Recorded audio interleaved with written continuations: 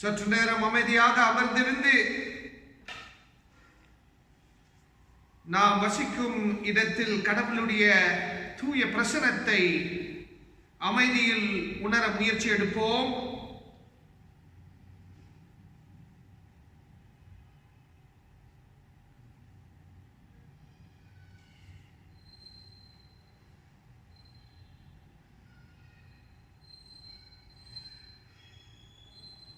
திரியேக கடவுளின் பேராலே இந்த ஆராதனை வேளையை ஆசீர்வதித்து ஆரம்பம் செய்வோமாக. ஜெபம் செய்வோம். அன்பு நிறைந்த சமாதானத்தின் கடவுளே, வாழ்வின் ஆதாரமாக இருந்து இந்நாள் வரைக்கும் போராட்டத்தின் மத்தியில் நம்பிக்கையின் தூணாக இருந்து அன்பின் கருவாக இருந்து நியாயத்தின் காரணராக இருந்து வழிநடத்தி இருக்கின்றீர். உமக்கு கோடான கோடி நன்றி. அன்புள்ள கடவுளே, இந்த வழிபாடு நிமித்தம் உம்மோடு கூட ஒரு புதிய விதத்தில் உறவாட நாங்கள் கூடி வந்திருக்கின்றோம். இந்த வேளை அனைத்து பேருக்கும் ஆசீர்வாதமாக இருக்கும்படி கிருபை செய்யுங்கள், வழிநடத்துங்கள்.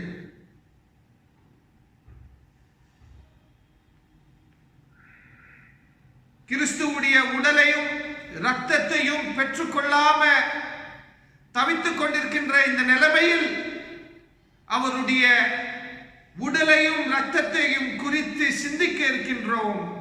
இந்த சிந்தனையில், இந்த செயல்பாடில் அன்புள்ள கடவுளே, உடைய ஞானத்தின் நிமித்தம் நமக்குள் இருந்து, நமக்கு மத்தியில் இருந்து, நமக்கு முன்பதாக இருந்து எல்லா விதத்திலும் வழி நடத்த வேண்டும் என்று தன்னுடைய உயிரை நமக்காக அர்ப்பணித்த இயேசுவுடைய இனிய நாமத்தில் மன்றாடுகின்றோம் அன்புள்ள கடவுளே, ஆமென். ஆரம்ப பாடலாக பாமாலைகளில் இருந்து 22ஆம் பாமாலையை எல்லோரும் இணைந்து கடவுளுக்காக பாடுவோம்.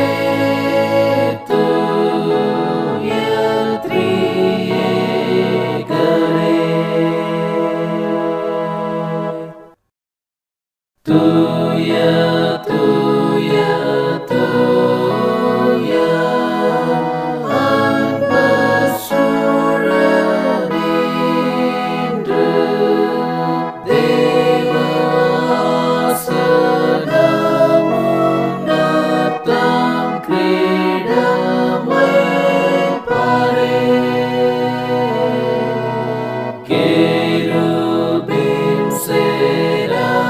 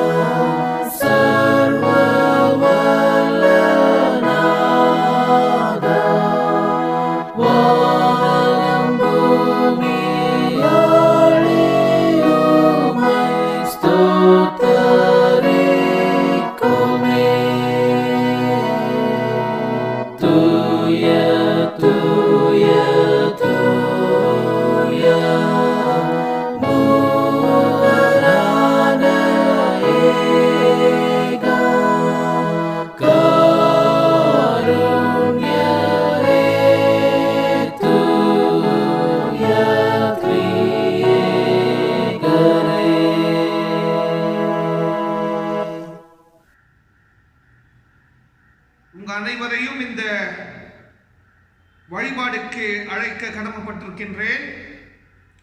இரண்டாம் ஆராதனை முறை, பக்கம் 76. நாம் கடவுளை தொழுவோம். கடவுள் ஆவியாய் இருக்கிறார். அவரை தொழுது கொள்கின்றவர்கள் ஆவியோடும் உண்மையோடும் அவரை தொழுது கொள்ள வேண்டும். நம்முடைய பிதாவாகிய கடவுளாலும் கர்த்தராகிய இயேசு கிறிஸ்துவினாலும் உங்களுக்கு கிருபையும் சமாதானமும் உண்டாவதாக. இது கர்த்தர் உண்டு பண்ணின நாள், இதில் களி கூர்ந்து மகிழ கடவோம். ஆண்டவரே, எங்கள் உதடுகளை திறந்தருளும். அப்பொழுது எங்கள் வாய் உம்முடைய புகழை அறிவிக்கும். பிதாவுக்கும் குமாரனுக்கும் பரிசுத்த ஆவிக்கும் மகிமை உண்டாவதாக. ஆதியிலும் இப்பொழுதும் எப்பொழுதுமான சதா காலங்களிலும் மகிமை உண்டாவதாக. ஆமீன். திரியேக கடவுளை போற்றுவோம். சேனைகளின் கடவுளாகிய கர்த்தரே, நீர் பரிசுத்தர், பரிசுத்தர், பரிசுத்தர். வானமும் பூமியும் உமது மகிமையினால் நிறைந்திருக்கின்றன. உன்னதத்திலே ஓசன்னா. கர்த்தரின் நாமத்திலே வந்தவரும் வருகிறவுமானவர் ஸ்தோத்தரிக்கப்பட்டவர். உன்னதத்திலே ஓசன்னா. கடவுளே, நீர் பரிசுத்தர்.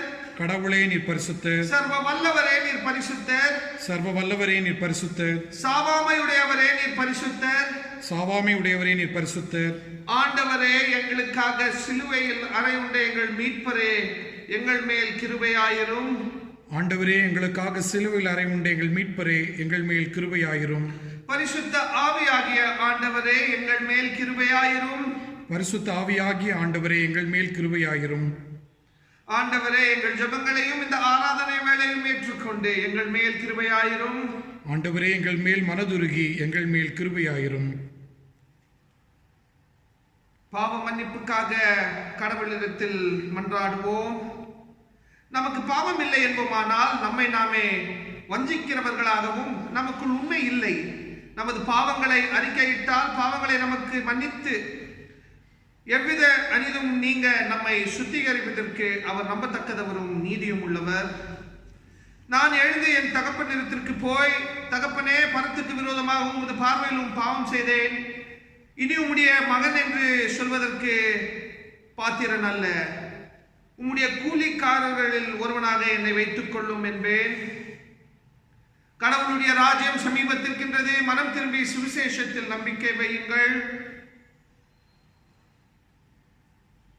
அமர்ந்த வண்ணமாக நம்மை நாமே அமைதியில் சோதனை செய்வோமாக.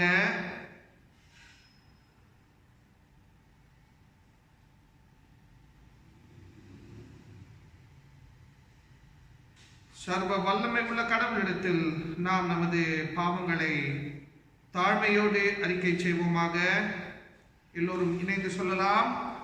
சர்வ வல்லமையும் மிகுந்த இரக்கமுள்ள பிதாவே, தப்பிப்போன ஆடுகளைப் போல நாங்கள் உம்முடைய வழிகளை விட்டு விலகி அலைந்து போனோம். எங்கள் இருதயத்தின் யோசனைகளுக்கும் விருப்பங்களுக்கும் மிகவும் இணங்கி நடந்தோம். உமது பரிசுத்த கற்பனைகளுக்கு விரோதமாய் குற்றம் செய்தோம். செய்யத்தக்கவைகளை செய்யாமல் செய்யத்தகாதவைகளை செய்து வந்தோம். எங்களுக்கு சுகமே இல்லை. ஆனாலும் ஆண்டவரே, தேவரீர் எங்கள் ஆண்டவர் இயேசு கிறிஸ்துவின் மூலமாய் மனிதருக்கு அருளை செய்த வாக்குத்தத்தங்களின்படியே நிர்பாக்கியமுள்ள குற்றவாளிகளாகி எங்களுக்கு இறங்கும். தப்பிதங்களை அறிக்கையிடுகிற எங்கள் மேல் பொறுமையாயிரும். பாவத்தின் நிமித்தம் துக்கப்படுகிற எங்களை சீர்படுத்தும். மிகவும் இரக்கமுள்ள பிதாவே, உடைய பரிசுத்த நாமத்துக்கு மகிமை உண்டாகும்படி நாங்கள் இனி தெய்வ பக்தியும் நீதியும் தெளிந்த புத்தியும் உள்ளவர்களாய் நடந்து வர இயேசு கிறிஸ்துவ நிமித்தம் எங்களுக்கு கிருபை செய்தருளும். ஆமேன். கடவுளிடத்தில் இருந்து மன்னிப்பை பெற்றுக்கொள்ளலாம். சர்வ வல்லமையும் மிகுந்த இரக்கமும் உள்ள ஆண்டவர் மன்னிப்பையும் பாவ நிமித்தையும் நமக்கு கட்டளை அருளி வாழ்க்கையை சீர்படுத்துக்கான காலத்தையும் தமது பரிசுத்த ஆவியின் கிருபையும் தேற்றுதலும் தந்தருள்வாராக. ஆமேன். ஆண்டவரை துதியுங்கள். ஆண்டவர் நாமம் துதிக்கப்படுவதாக. ஆமேன். இந்த நாளுக்குரிய கடவுளுடைய வார்த்தைகள் இப்பொழுது படிக்கப்படும். ஆதியாகமம் 14ஆம் அதிகாரம் வசனங்கள் 17 தொடங்கி 24 முடிய. Genesis chapter 14 verses from 17 to 24. அவன் கெதர்லாகோமையும் அவனோடு இருந்த ராஜாக்களையும் முறியடித்து திரும்பி வருகிற போது சோதோமின் ராஜா புறப்பட்டு ராஜாவின் பள்ளத்தாக்கு என்னும் சாவே பள்ளத்தாக்கு மட்டும் அவனுக்கு எதிர்கொண்டு போனான்.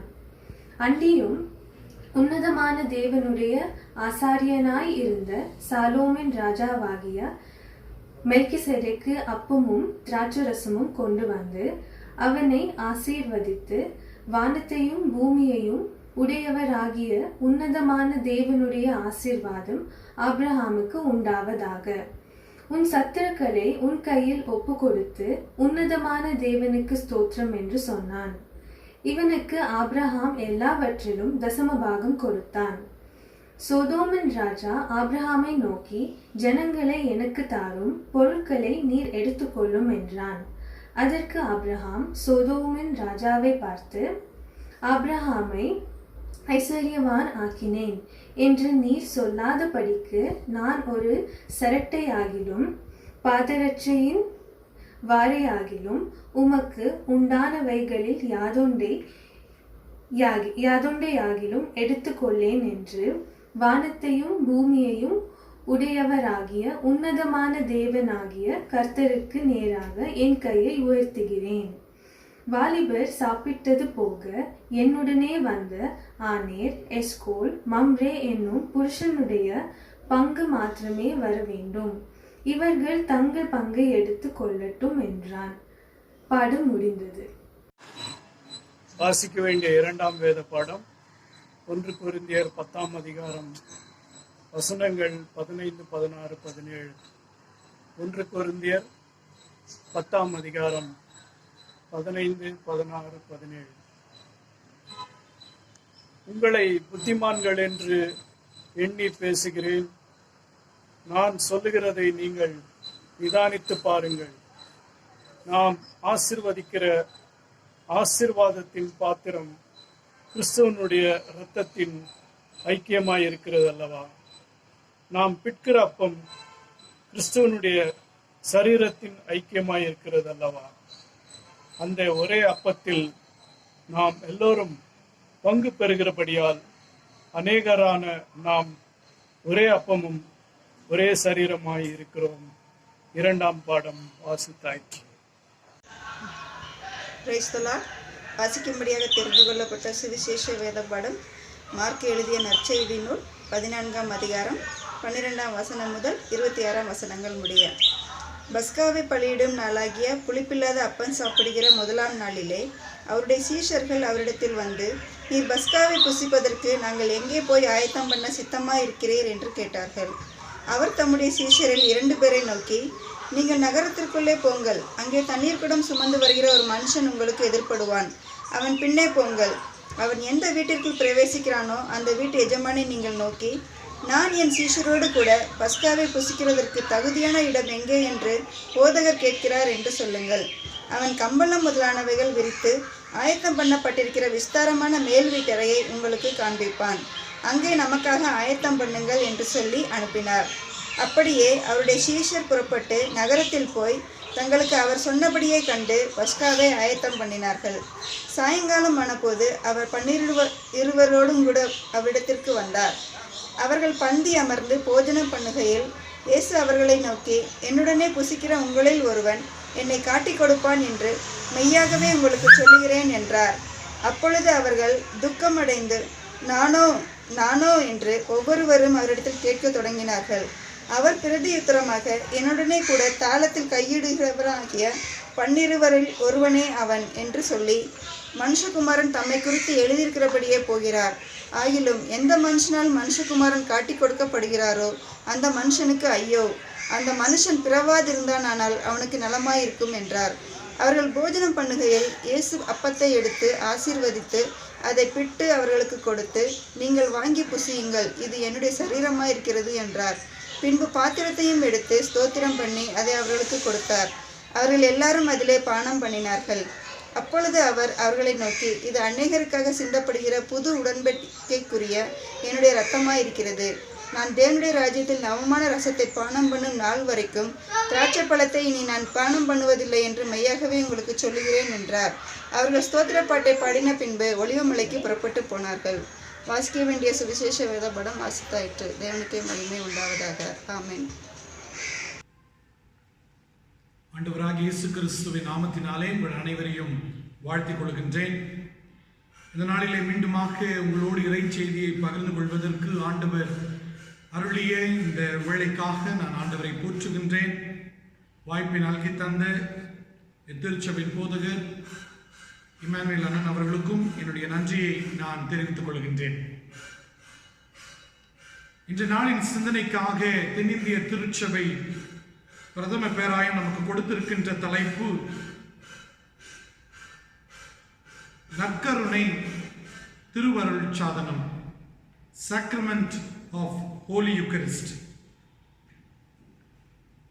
என்கின்ற தலைப்பின் பேரிலே இந்த நாளின் தியானத்தை நாம் முன்னெடுத்து செல்ல கடவுளின் உதவியை நாடி தலைகளை தாழ்த்தி வேண்டிக் கொள்வோம்.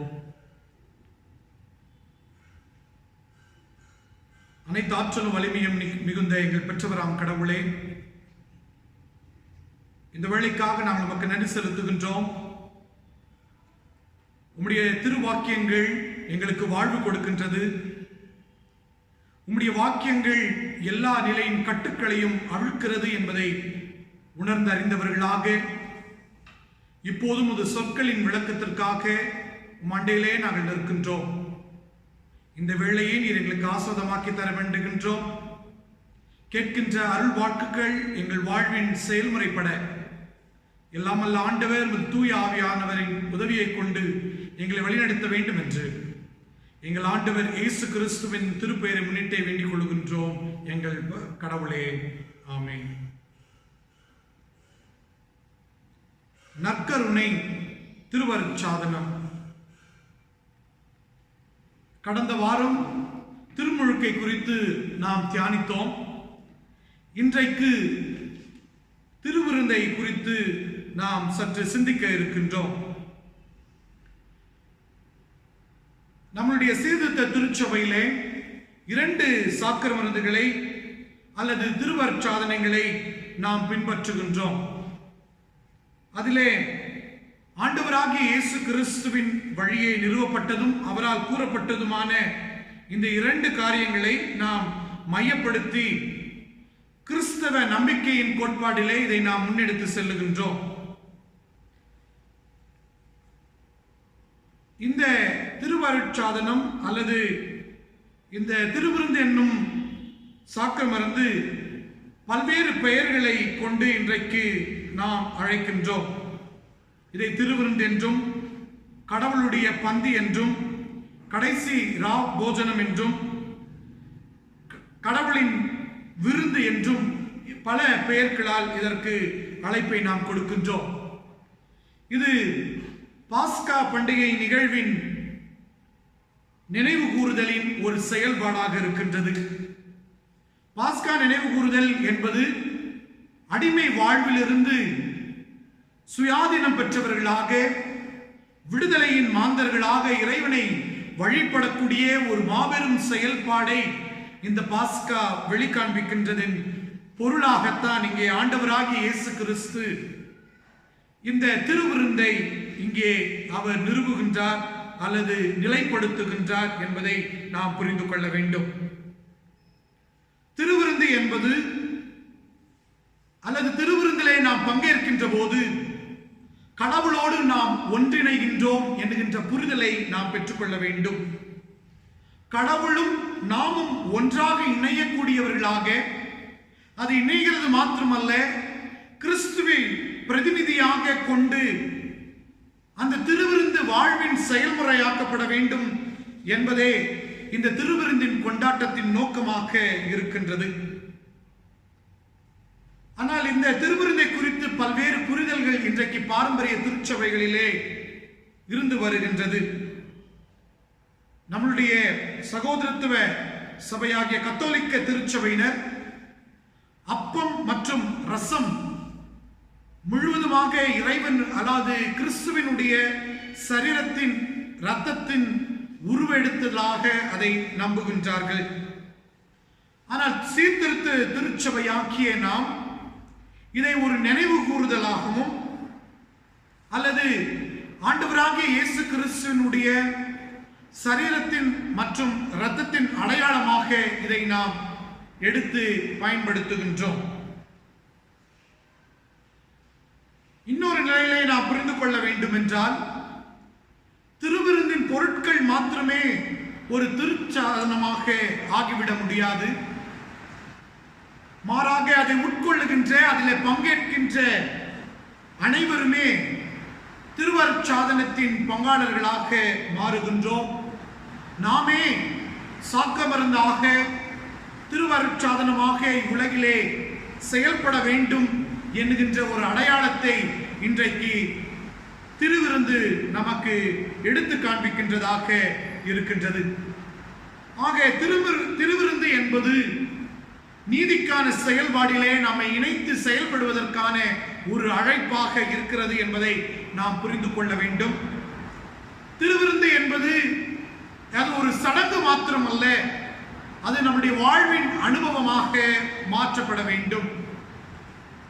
திருவிருந்து என்பது ஒரு அடையாளபூர்வமாக நிகழ்வாக இருந்தாலும் அது நம்முடைய அன்றாட வாழ்க்கையிலே நடைமுறைப்படுத்த வேண்டிய ஒரு விஷயமாகவும் இன்றைக்கு நாம் சிந்திக்கவும் யோசிக்கவும் வேண்டியது அவசியமாக இருக்கிறது.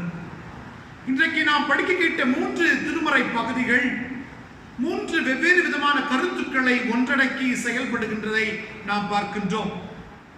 முதலாவது திருமறை பாடத்திலே நாம் பார்க்கிற போது ஆபிரகாம் தன்னுடைய சகோதரனாகிய லோத்தை அடிமை வாழ்விலிருந்து விடுவிப்பதற்கான செயலுக்காக யுத்தத்திற்கு போய் தன்னுடைய சகோதரனை சிறைப்பிடிப்பிலிருந்து மீட்டு கொண்டு வருகின்ற ஒரு செயலை நாம் பார்க்கிறோம். அது மாத்திரமல்ல, அவன் வெற்றி சிறந்து வருகின்ற போது மெல்கிசேதேக்கை சந்திக்கின்ற ஒரு நிகழ்வையும் இந்த பகுதியிலே நாம் பார்க்கின்றோம். இந்த மெல்கிசேதேக் என்கின்ற ஒரு நபர் இந்த இடத்துல இணைக்கப்பட்டிருக்கின்ற காரியத்தை நாம் சற்று ஆழமாக யோசிக்க வேண்டியது இந்த நேரத்திலே அவசியமாக இருக்கின்றது. மெல்கிசேதேக் என்கின்ற பெயர் எபிரேயருடைய அல்லது எபிரேய 2 சொற்களை உள்ளடங்கியதாக இருக்கின்றது. ஒன்று மெலெக் என்றால் அரசன், செடேக் என்றால் நீதி. இதை முழுவதுமாக நாம் பார்க்கிற போது மெல்கிசேதேக் என்றால் நீதியின் அரசன் என்பதாக அழைப்பு பெறுகின்றார். இவர் வருகின்ற இடம் என்பது சாலேம் இடத்திலிருந்து வந்தார் என்பதாக சொல்லப்பட்டிருக்கிறது. சாலேம் என்றால் சமாதானம் என்பதாக குறிப்பிடப்பட்டிருக்கிறது. ஆக இங்கே யுத்தத்தை முடித்து வெற்றி முழக்கத்தோடு, வெற்றி கம்பீரத்தோடு, வெற்றியின் மேதக சிந்தையோடு வந்து கொண்டிருக்கின்ற இந்த அப்ராமை மெல்கிசேதேக் சந்தித்து வாழ்த்து கூறுகின்றதை நாம் பார்க்கின்றோம். அந்த வாழ்த்திலே நாம் பார்க்கிற போது வானத்தையும் பூமியையும் படைத்த கடவுள், அந்த உன்னத கடவுள் இடத்திலிருந்து உனக்கு ஆசை வழங்குகின்றேன் என்பதாகவும், அதே கடவுள் உன்னை தன்னுடைய அல்லது உன்னுடைய சத்துருக்களின் கரங்களிலிருந்து உன்னை விடுவித்தார் என்கின்ற ஆசையையும் கூறி அவரை வாழ்த்துகின்ற ஒரு நிகழ்வை இந்த வசனத்திலே நாம் பார்க்கின்றோம். இதை நாம் புரிந்து கொள்ள வேண்டிய அவசியம் என்னவென்றால், இங்கே யுத்தத்தை முடித்து வருகின்ற இந்த அப்ராமுக்கு அந்த மக்களையும் அந்த இடத்தினுடைய அனைத்து பொருட்களையும் இங்கே சுமந்து வந்து கொண்டிருக்கின்றார்கள். இந்த நிலையிலே மெல்கிசேதேக்கின் வாழ்த்து அப்ராமின் மனதிலே ஒரு பெரிய மாற்றத்தை ஏற்படுத்தக்கூடிய ஒரு நிகழ்வாக இதை நாம் பார்க்க வேண்டியது அவசியம். ஏனென்றால்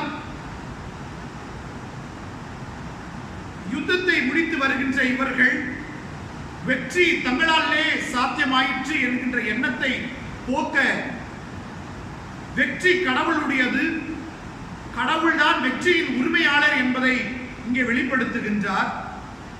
அது மாத்திரமல்ல, அவர்கள் கொண்டு வந்திருக்கின்ற பொருட்கள் அனைத்துமே கடவுளுடையது, அது ஒரு மனிதன் மட்டுமே அனுபவிக்க கூடாது அல்லது சுரண்டக்கூடாது என்கின்ற ஒரு செயலை ஏற்படுத்துகின்றார். ஆக ஒரு தனி மனிதன் அனைத்து பொருட்களையும் அல்லது பிறருடைய பொருட்களையும் இவன் உரிமையாளராக ஆக்கிவிட முடியாது என்கின்ற நினைப்பூட்டுதலையும் இந்த பகுதியிலே அப்ரகாமுக்கு மெல்கிசேதேக் நினைவு கூறுகின்றதாக இருக்கிறதை நாம் பார்க்கின்றோம். திருப்பாடல்கள், அதாவது சங்கீதம் 50ஆம் அதிகாரம் வசனங்கள் 10 12 வரைக்கும் நாம் வாசிக்கின்ற போது, காடு கடவுளுடையது, மிருகங்கள் கடவுளுடையது, நிலம் அல்லது பூமி அது நிறைவு கடவுளுடையது என்பதாக குறிப்பிட்டிருக்கின்ற திருவாக்கியத்தை நாம் புரிந்து கொள்ள வேண்டியது இந்த நேரத்திலே அவசியம். ஆகவே எந்த ஒரு மனிதனுடைய பொருட்களையோ அல்லது நிலத்தையோ தான் சுரண்டுவது என்பது இறைவனுக்கு விரோதமான செயல்பாடு என்பதை இங்கே மெல்கிசேதேக்கின் ஆஸ்தியின் வழியாக ஆபிரகாம் புரிந்து கொள்ளுகின்றதினாலே அவனுடைய ஆஸ்தியை ஒன்றையும் அவன் ஏற்றுக்கொள்ள முயலவில்லை என்பதை இந்த பகுதி எடுத்து காண்பிக்கின்றதை நாம் பார்க்கின்றோம். அது மாத்திரமல்ல, மெல்கிசேதேக் கொண்டு வருகின்ற அந்த அப்பமும் ரசமும் சமாதானத்தின் அடையாளமாக காணப்படுகிறதை நாம் பார்க்கின்றோம். ஆக வன்முறையை எதிர்க்கின்ற கடவுள் மக்கள் ஒப்புரவாக்கி அமைதியிலே வாழ வேண்டும் என்கின்ற அந்த ஒரு நிலைப்பாடை இந்த அப்பமும் ரசமும் அடையாளமாக அப்ராமுக்கு கொடுக்கப்பட்டிருக்கிறதை இந்த நிகழ்வின் வழியாக நாம் புரிந்து கொள்ள வேண்டியது அவசியம். இன்றைக்கு பல நிலைகளிலே கடவுளின் பெயரிலே பல யுத்தங்கள், வன்முறைகள் இன்றைக்கு சமூகத்திலே மற்றும் நாடுகள் இடையே நடந்து கொண்டிருக்கின்றன. பூமியும் அனைத்து மக்களும் கடவுளுடையவர்கள், அனைவரும் கடவுளுடைய பொக்கிஷதாரர்கள் என்பதை நாம் புரிந்து கொள்ள வேண்டும். அப்படி புரிந்து கொண்டால் மட்டுமே பிறருக்கு எதிராக அல்லது கடவுள் பெயரை சொல்லி மற்றவர்களை தரைக்குறைவாகவோ அல்லது யுத்தங்களை நாட்டுவதோ அவசியமில்லாத ஒரு செயல் என்பதை இந்த பகுதியின் வழியாக நாம் யோசிக்க வேண்டியது அவசியமாக இருக்கின்றது. இன்றைக்கு பரிசுத்த தலம் என்று பல நேரங்களிலே நாம் சிந்திக்கின்ற இஸ்ரேல் நாடு பாலஸ்தீனத்தோடு யுத்தத்திலே ஈடுபட்டு கொண்டிருக்கின்ற நிகழ்வையும் நாம் அறிந்திருக்கின்றோம். இந்த நிலையிலே கிறிஸ்துவை அல்லது அமைதியின் அரசனை பின்பற்றுகின்றவர்களாகிய நாம் எத்தகைய ஒரு நிலைப்பாடை இந்த திருவிருந்தின் வழியாக நாம் கொண்டு வரவிருக்கின்றோம்? மதத்தின் பெயரிலே இஸ்ரேல் முன்னிட்டு கொண்டிருக்கின்ற வன்முறையை நாம் ஆதரிக்கின்றோமா, அல்லது இஸ்ரேலின் ஆதிக்கத்தின் வழியாக பாலஸ்தீனம் ஒடுக்கப்பட்டுக் கொண்டிருக்கின்ற இந்த நிலையிலே யாரோடு நின்று இந்த திருவிருந்தை நாம் நினைவு கூறவிருக்கின்றோம் என்பதையும் இந்த நேரத்திலே யோசிக்க வேண்டியது மிக அவசியமாக இருக்கின்றது. கடவுள் அனைவருக்கும் சார்ந்தவர் என்கின்ற புரிதலிலே நாம் இதை யோசிக்க வேண்டியதும் அவசியம். பூமியும் அது நிறைவும் கடவுளுடையது, அனைவரும் கடவுளுடைய மக்கள், அனைவரையும் அமைதியின் வாழ்வோடு இணைந்து செயல்பட வேண்டியது அவசியமாக இருக்கின்றது. அதைத்தான் பவுலடிகளார் ரோமருக்கு எழுதுகிற போது கூடுமாற வரையில் அனைவரோடும் அமைதியை நாடுங்கள் என்பதாக சொல்லப்பட்டிருக்கின்றது. அந்த நிகழ்வையும் நாம் இதோடு ஒப்பிட்டு பார்க்க வேண்டியதும் இந்த நேரத்தில் அவசியம். அடுத்து இன்றைக்கு வாசிக்க கேட்ட 2ஆம் திருமறை பாடம் அப்போஸ்தலனாகிய பவுல் கொரிந்தியருக்கு எழுதிய 1வது நிருபம் 10ஆம் அதிகாரம் வசனங்கள் 15 முதல் 17 வரை உள்ள திருவாக்கியங்களை நாம் படிக்கின்றோம். இது இன்றைய திருச்சபைக்கு மிகவும் பொருத்தமான அல்லது முக்கியமாக யோசிக்க வேண்டிய ஒரு பகுதியாக இதை நாம் பார்க்க வேண்டும். இங்கே பவுலடிகளார் சொல்லுகின்றார், கிறிஸ்துவின் பந்தியிலே ஒன்றிணைகின்ற நாம் கிறிஸ்துவின் இரத்தத்தின் பங்காளிகளாக இருக்கின்றோம் என்பதாக அங்கே சொல்லப்பட்டிருக்கிற திருவாக்கியத்தை நாம் பார்க்கின்றோம்.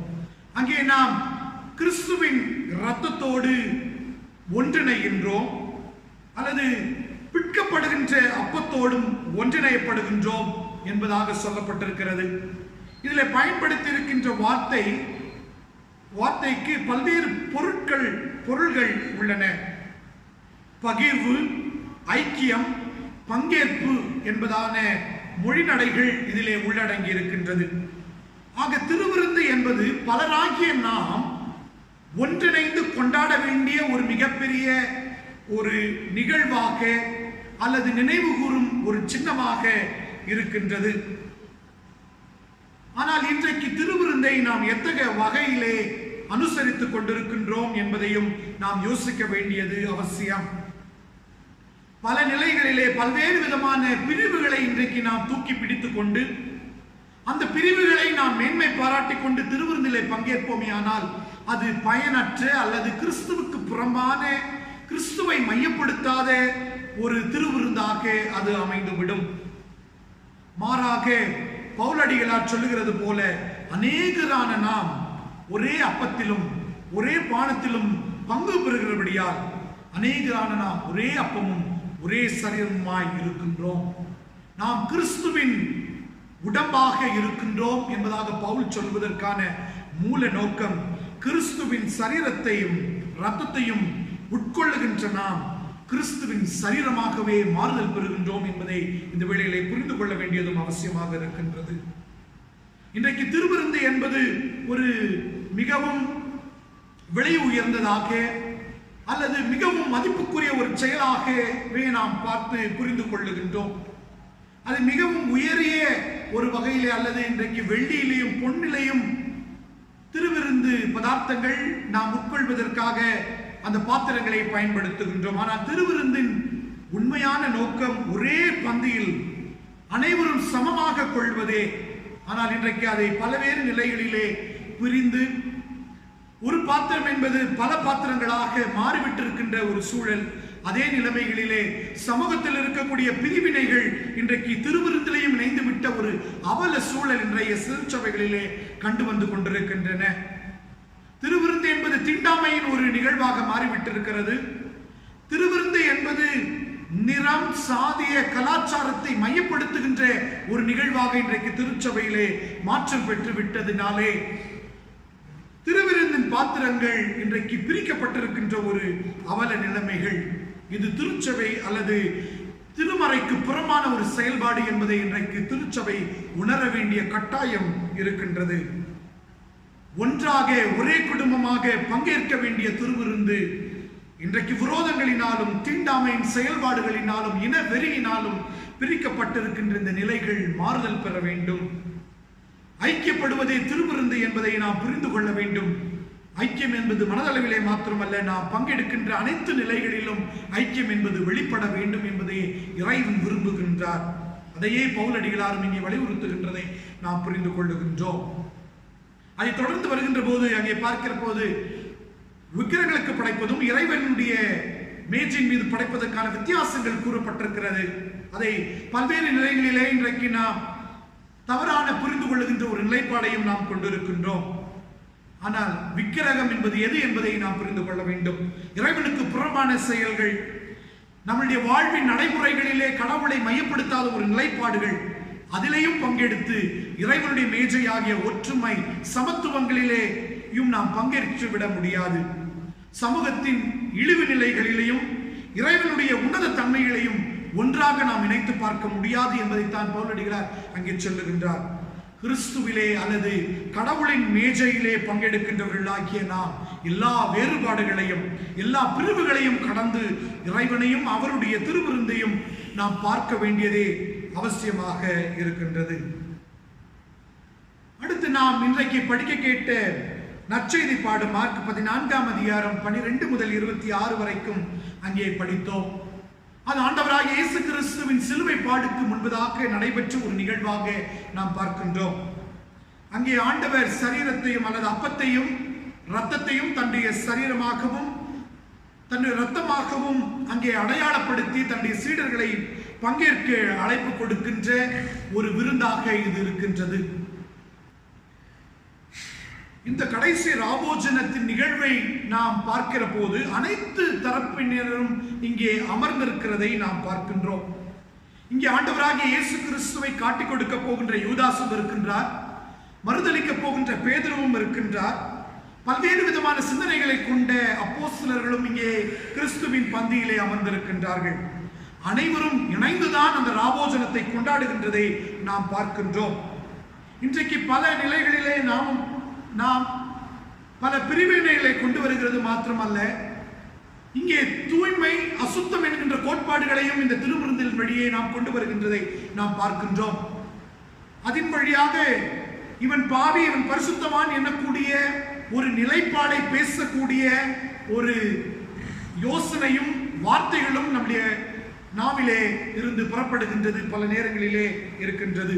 ஆனால் கிறிஸ்துவின் பந்தி என்பது பாவிகளை மையப்படுத்தக்கூடிய ஒரு பந்தி, கடைநிலைகளிலே வாழுகின்ற மக்களை இணைக்கக்கூடிய ஒரு பந்தி என்பதை இயேசு கிறிஸ்துவின் ராபோஜனம் வெளிப்படுத்துகின்றதை நாம் பார்க்கின்றோம். அனைவரையும் உள்ளடக்கக்கூடியது. அது மாத்திரமல்ல, ஆண்டவராகிய இயேசு கிறிஸ்துவின் பந்தி என்பது விடுதலையின் கூறுபாடுகளை அடங்கி இருக்கின்ற ஒரு பந்தியாக நாம் நினைக்க வேண்டும். காரணம், இங்கே அப்பம் பிற்கப்படுகின்றது, இங்கே ரசம் பகிரப்படுகின்றது.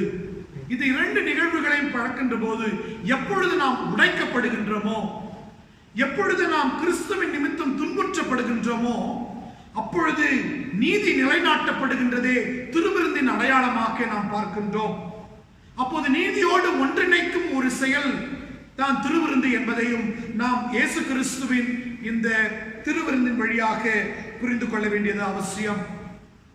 ஏசாயா 1ஆம் அதிகாரம் வசனங்கள் 11 to 17 வரைக்கும் நாம் வாசிக்கிற போது எத்தகைய விதமான திருப்பலிகளின் மேல் ஆண்டவர் விருப்பமுடையவராய் இருக்கிறார் என்று பார்க்கிற போது, நீதியை நீ தேடுகின்ற போது, ஒடுக்குமுறையை நீ திருத்துகின்ற போது, தகப்பனற்றவர்கள் அல்லது மனைவி விதவைகள் கைப்பெண்களாக இருக்கக்கூடியவர்களுக்கு ஆதரவு அளிக்கின்ற போதே அத்தகைய விருந்திலேயே இறைவன் பிரியப்படுகின்றார் என்பதையும் நாம் புரிந்து கொள்ள வேண்டியது அவசியம்.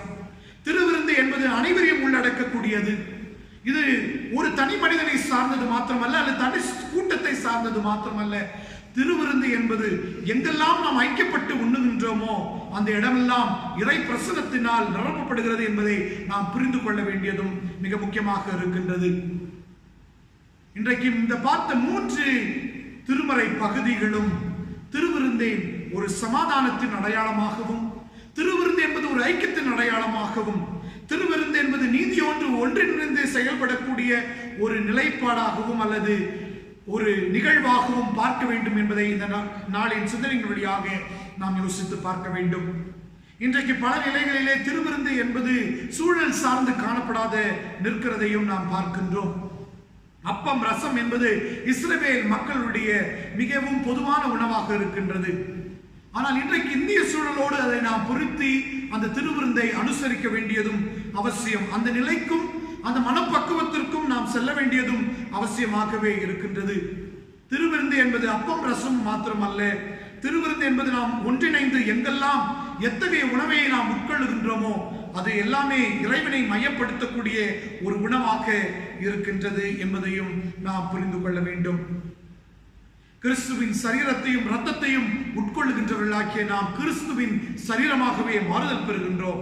அப்படி மாறுதல் பெறுகின்ற நாம் கிறிஸ்துவின் பிரதிநிதிகளாக உலகிலே வாழ்வதற்கான செயல்பாடை திருவிருந்து கொண்டு வருகிறதையும் நாம் புரிந்து கொள்ள வேண்டும்.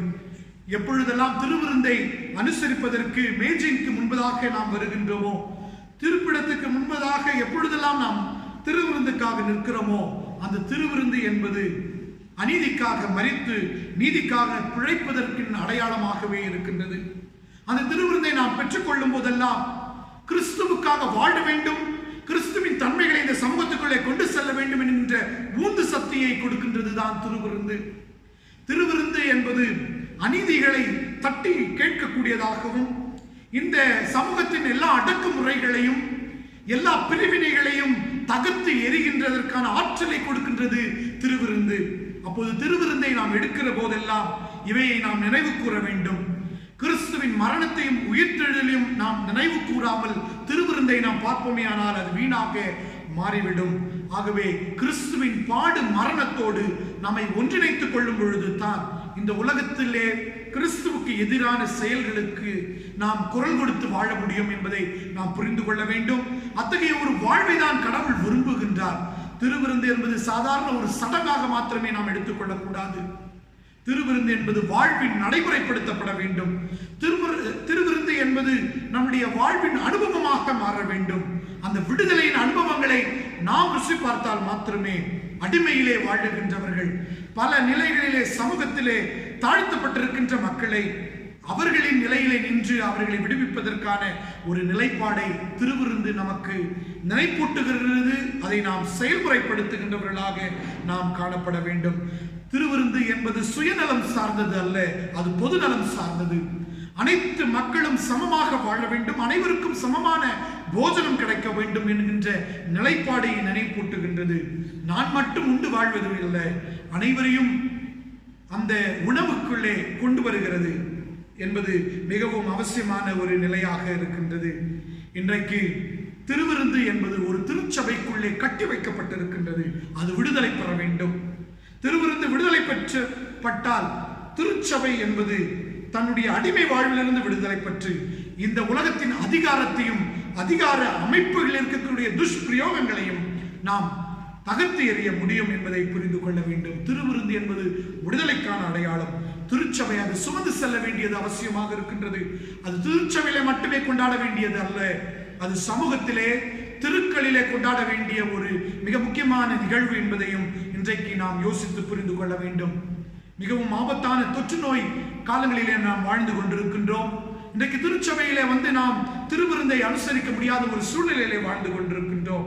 ஆனால் இத்தகைய நிலைகளிலே திருவிருந்தை நாம் எவ்வாறு அனுசரிக்க வேண்டும் என்றால், இன்றைக்கு பல நிலைகளிலே இந்த தொற்று நோயினாலே பாதிக்கப்பட்டிருக்கின்ற மக்கள், அதன் வழியாக வாழ்வாதாரங்களிலே இழந்திருக்கின்ற மக்கள், துப்புரவு தொழிலாளிகள் இன்றைக்கு பல நிலைகளிலே வேலைகளை இழந்திருக்கின்றார்கள். பல நிலைகளிலே தன்னுடைய வாழ்வை இழந்திருக்கின்ற மக்களோடு நம்மில் இருக்கிறதை நாம் பகிர்ந்து கொள்ள வேண்டியது அவசியம். இன்றைக்கு நாம் தேக்கி வைத்துக் கொண்டிருக்கின்ற நம்முடைய உணவு பதார்த்தங்கள் அவர்களுக்கும் சென்றடைய வேண்டும். அவர்களும் அதிலே அந்த மகிழ்ச்சியிலே அந்த உணவின் நிறைவிலே அவர்களும் காணப்பட வேண்டும். அத்தகைய ஒரு நிலையை நாம் எடுக்கும் போது உண்மையாக விடுக்கும் இடங்களிலே நாம் திருவிருந்தை கொண்டாடுகின்ற மக்களாக, திருவிருந்தை பிறரோடு பகிர்ந்து கொள்ளுகின்ற மக்களாக நாம் தொடர்ந்து வாழ்வதற்கு எல்லாம் வல்ல கடவுள் நமக்கு ஆற்றலையும் தமது ஆசியம் வழங்கி நம்மை வழிநடத்துவாராக. ஆமென். தலை தாழ்த்தி வேண்டிக் கொள்வோம். அனைத்து விடுதலைக்கும் வாழ்வின் சமத்துவத்திற்கும் எப்பொழுதுமே காரணராக இருக்கக்கூடிய எங்கள் கடவுளே, உம்முடைய திருச்சொற்களின் வழியாக நாங்கள் கேட்ட இந்த வார்த்தைகளுக்காக நாங்கள் உமக்கு நன்றி படைக்கின்றோம். உம்முடைய வார்த்தைகள் உண்மையிலே அது உயிர் ஊட்டக்கூடியது. ஆண்டவர், இந்த நாளிலும் முக்கியமாக திருவிருந்தின் கூறுபாடுகளை நாங்கள் புரிந்து கொள்வதற்கு ஆண்டவர் எங்களுக்கு உதவி பாராட்டினீர். அவற்றுக்காய் நன்றி செலுத்துகின்றோம். திருவிருந்தை இன்றைக்கு நாங்கள் ஒரு அறையிலே மட்டுமே அனுசரிக்கின்றோம். இன்றைக்கு அந்த நிலைகள் மாறி இன்றைய சூழலோடு கூட நாங்கள் இணைந்து கொண்டு சுவாமி, இன்றைக்கு ஏக்கத்தோடு நிற்கக்கூடிய மக்களோடு இணைந்து நம்பிக்கை கொடுக்கின்றவர்களாக, ஆண்டவரே அவர்களோடு எங்களில் உள்ளவைகளை பகிர்ந்து கொள்ளுகின்றவர்களாக திருவிருந்தை நாங்கள் நினைவு கூற கடவுள் எங்களுக்கு அருள் புரிந்தல்ல நாங்கள் உம்மிடத்திலே வேண்டிக் கொள்ளுகின்றோம். திருவிருந்தில் இருக்கக்கூடிய உன்னத மகத்துவங்களை நாங்கள் புரிந்து கொண்டு எங்களையே நீதிக்காக அர்ப்பணிக்கின்றவர்களாக சுவாமி உடைய இறை அரசை இச்சமூகத்திலே எழுப்புகின்ற கருவிகளாக, கிறிஸ்துவின் பிரதிநிதிகளாக இவ்வுலகிலே வாழ்வதற்கு எல்லாம் வல்ல ஆண்டவர் உமது ஆற்றலையும் உமது அனுக்கிரகத்தையும் எங்களுக்கு வழங்கியருள இந்த வேளையிலே நாங்கள் மன்றாடுகின்றோம். கேட்ட வார்த்தைகள் எங்களிலே இன்னுமாய் தொடர்ந்து சிந்திக்கக்கூடியதாகவும், அதிலிருந்து நாங்கள் எவ்வாறு இச்சமூகத்துக்கு இன்றைக்கு பயனுள்ளவர்களாக வாழ வேண்டும் என்பதை தூய ஆவியானவர் தொடர்ந்து எங்களுக்கு கற்றுத்தர நாங்கள் மன்றாடுகின்றோம்.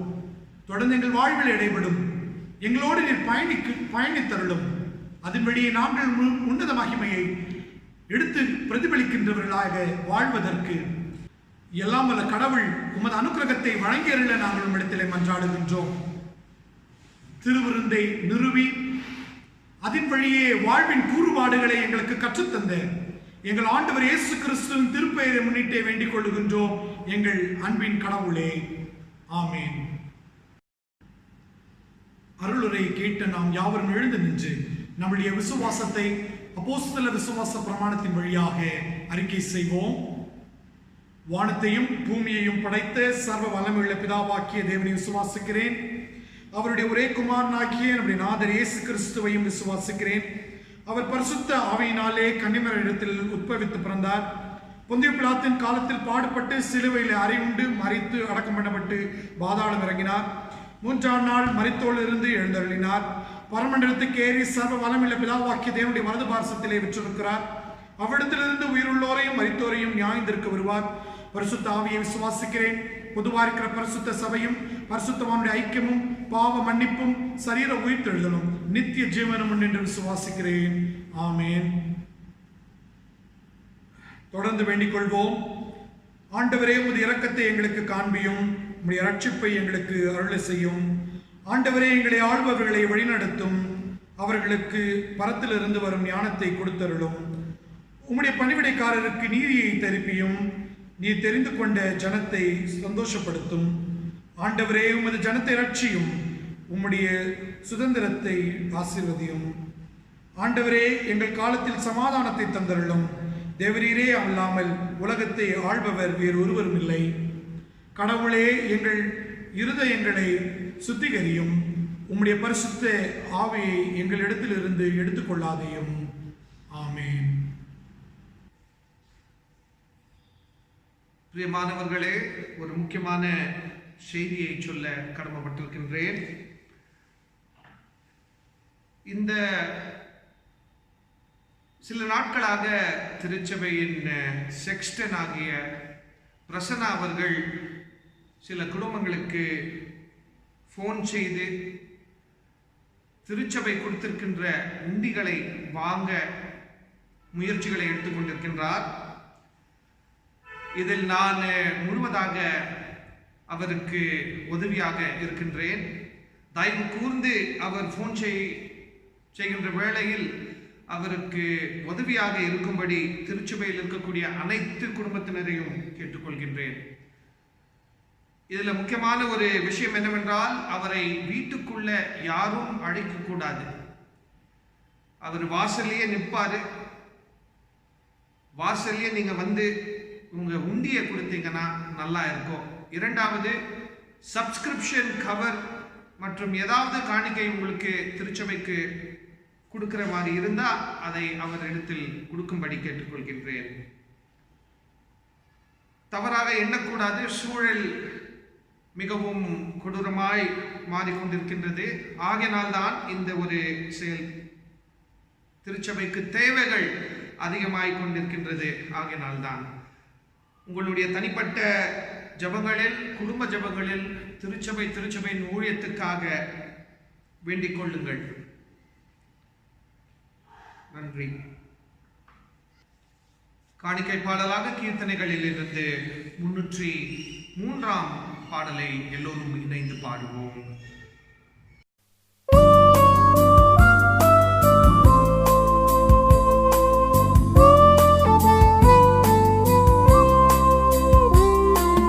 என்னாலுமே துதிப்பார் என் ஆத்துமாவே, நீ என்னாலுமே துதிப்பார். இந்நாள் வரையிலே உன்னதனா செய்த, இந்நாள் வரையிலே உன்னதனா செய்த எண்ணில்லா நன்மைகள் யாவும் மறவாதே.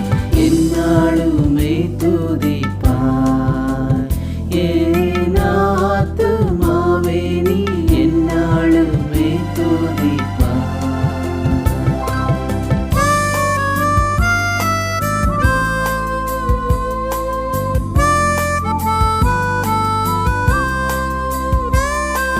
பாவங்கள் எத்தனையோ நினையாதிருந்தருள், பாவங்கள் எத்தனையோ பாழான நோயில் அகற்றி குணமாக்கி, பாழான நோயில் அகற்றி குணமாக்கி, பாரினில் வைத்த மகாதயவை எண்ணி என்னாலுமே துதிப்பார் என் ஆத்துமாவே, நீ என்னாலுமே துதிப்பார்.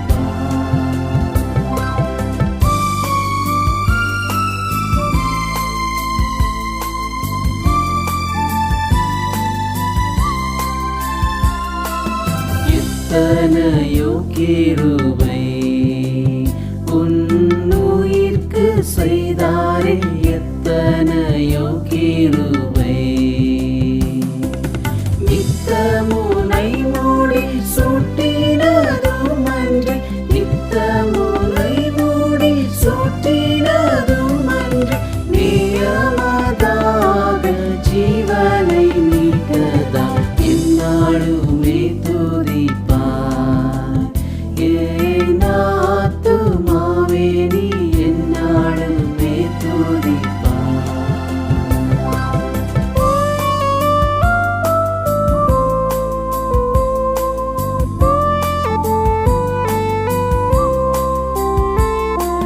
நன்மையாலும் வாயே நீரைத்தாரே பூர்த்தியாய் நன்மையாலும் வாயே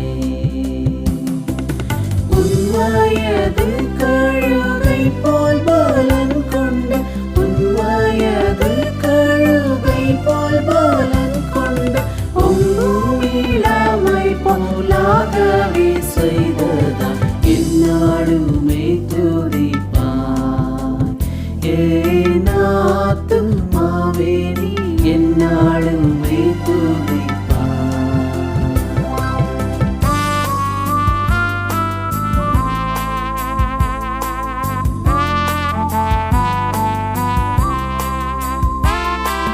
பூமிக்கும் வானத்திற்கும் உள்ள தூரம் போலவே பூமிக்கும் வானத்திற்கும் சாமீபயமுள்ளவர் மேலவரருள் சாமீபயமுள்ளவர் மேலவரருள் சாலவும் தங்குமே சத்தியமே என்னாலுமே துதிப்பார் என் ஆத்துமாவே நீ என்னாலுமே துதிப்பார்.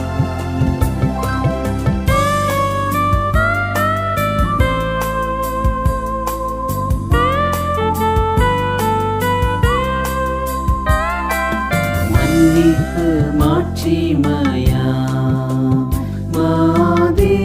மாதேவனருளும் மன்னிப்பு மாட்சிமயா எண்ணுவாயோ கிழக்கு மேற்கின் தூரமே எண்ணுவாயோ கிழக்கு மேற்கின் தூரமே என்னில் பாவம் அகன்ற தூரமே என்னாலுமே துதிப்பார் என் ஆத்துமாவே நீ என்னாலுமே துதிப்பார்.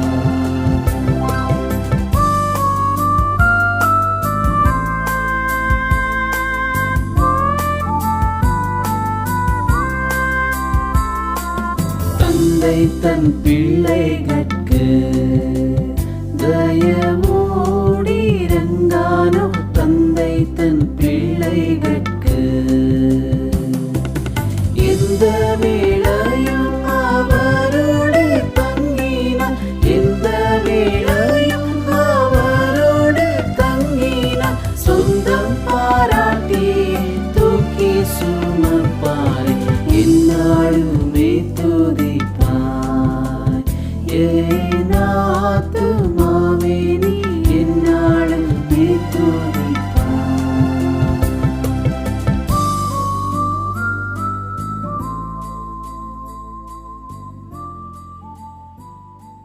ஜெபம் செய்வோம். அன்புள்ள கடவுளே, உம்மிடத்திலிருந்து பெற்றுக்கொண்ட ஆசீர்வாதங்கள் அநேகம். இந்த ஆசீர்வாதங்களில் இருந்து ஒரு சிறிய பங்கை உமக்கு காணிக்கையாக கொடுத்திருக்கின்றோம். இந்த காணிக்கைகளை ஏற்றுக்கொண்டு அன்புள்ள கடவுளே, கொடுத்திருக்கின்ற அனைத்து பேரையும் தனித்தனியாக பேர் பேராக ஆசீர்வதியுங்கள். தேவைகள் அதிகமாய் கொண்டிருக்கின்றது. குடும்ப வாழ்க்கையிலும் தனிப்பட்ட வாழ்க்கையிலும் திருச்சபை வாழ்க்கையிலும் தேவைகளை சந்திக்கக்கூடிய கடவுளாக செயல்பட்டிருக்கின்றீர்.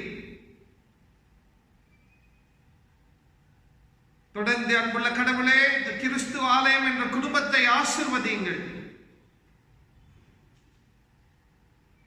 குடும்பங்களில் உம்முடைய அன்பும் சமாதானமும் எப்பொழுதும் நிலைத்திருக்கட்டும். கடினமான சூழல்களில் வாழ்ந்து கொண்டிருக்கின்றோம். வாழ்வு என்பது ஒரு கேள்வியாகவே இருக்கின்றது. இருந்தாலும் அன்புள்ள கடவுளே, நம்பிக்கையின் சிகரம் நீங்கள். உம்மை நம்பி நாங்கள் இந்த வாழ்க்கையில் பலவிதமான செயல்பாடுகளை செய்து கொண்டிருக்கின்றோம்.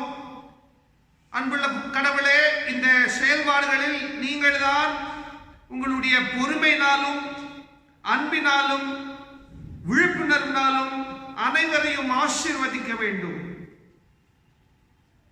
அன்புள்ள கடவுளே, விசேஷ விதத்தில்